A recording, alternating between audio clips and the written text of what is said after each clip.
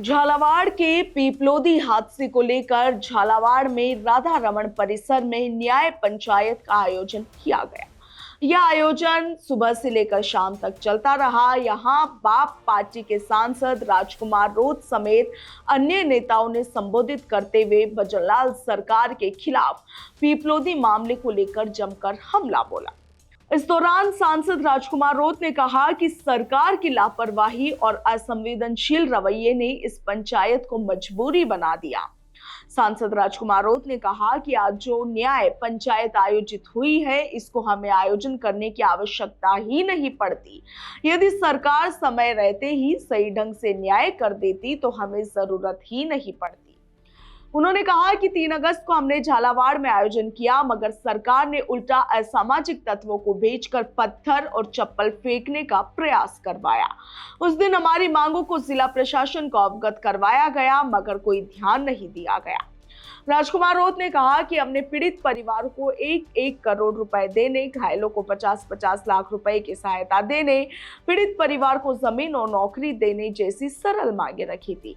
इसका प्रस्ताव सरकार को भेजा भी गया, मगर आज तक उस पर संज्ञान ही नहीं लिया गया।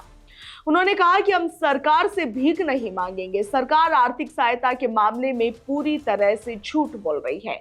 इस लड़ाई को हम छोड़ेंगे नहीं, दिल्ली तक लड़ेंगे।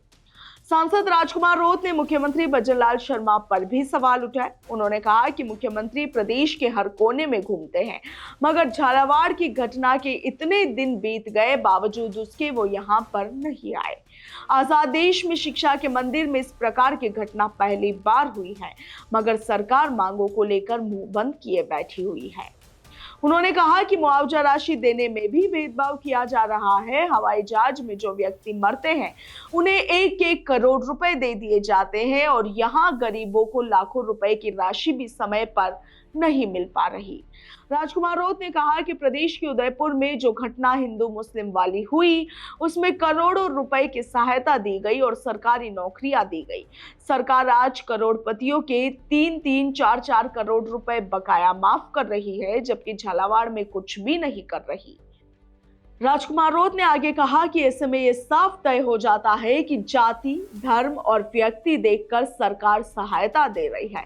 सरकार न्याय नहीं कर रही, बल्कि धर्म और राजनीति की सस्ती चालें चल रही है। ब्यूरो रिपोर्ट, भारत रफ्तार।